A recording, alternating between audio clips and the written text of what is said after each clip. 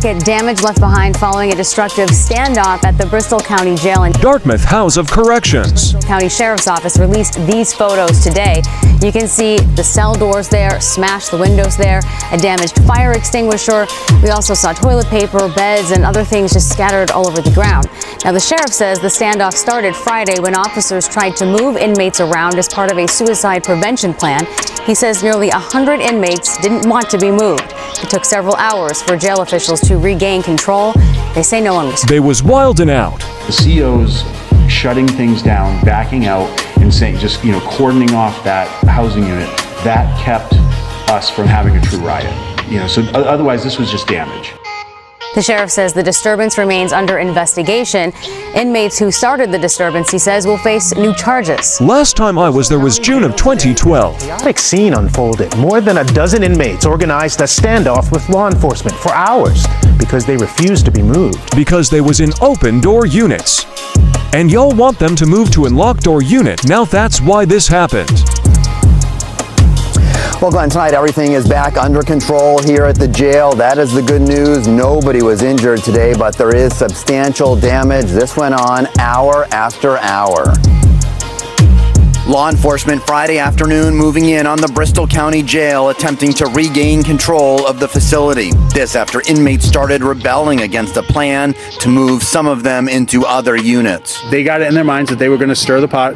They weren't going to move, and they instigated other people to protest and resulted in destruction. Bristol County Sheriff Paul Hero says 17 ringleaders in one housing unit and 3 ringleaders in another led the protest.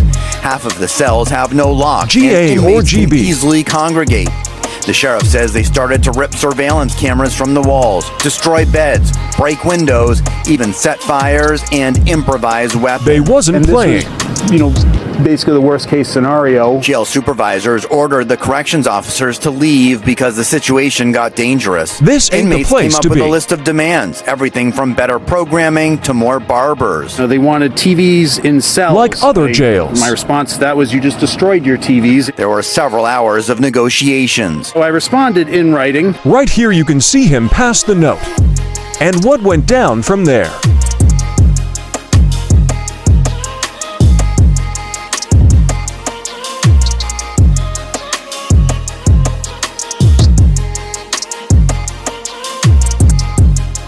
You want to be a man in these streets, then be a man especially when it's time to do that time.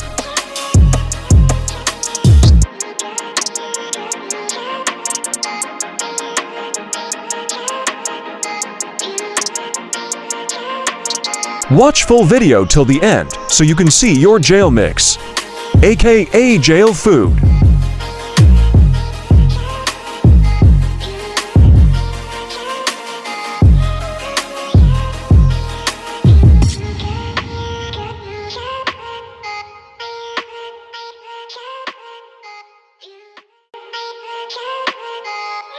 To try to de-escalate the situation, and as soon as they received the letter, they tore it up and threw it right back out the window. Eventually, tactical teams headed in, used flashbangs to disorient the inmates, and then removed them one by one. Once we were inside, there was virtually no use of force. We showed force, but there was virtually no use of force. Yeah, because right. For the most part, the inmates got down, complied. In all, the damage is estimated at $200,000. There were 75 inmates in one housing unit, 63 inmates in the other.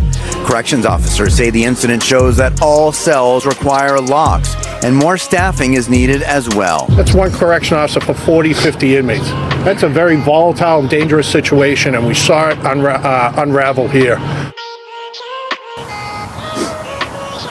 So tonight, all of the ringleaders have been moved to jails in other parts of the state. It'll be up to the DA to decide if any of them should face any charges for what happened here today. We're live in Dartmouth tonight. Michael Rosenfield, NBC 10 Boston. Now, as you can see, I'm from a small town. It's called Taunton, Massachusetts. But that's the jail that I go to when I gotta do time. Inmate number So let me give you some 138002. See this plate of food right here? This is because my girl used to send me canteen. But this is what she used to send me money for. If you don't got somebody that'll send you money for canteen, you're gonna be eating that jail food. And that shit's nasty. But right here, we got a bowl of white rice, spicy soups, summer sausage, and chili.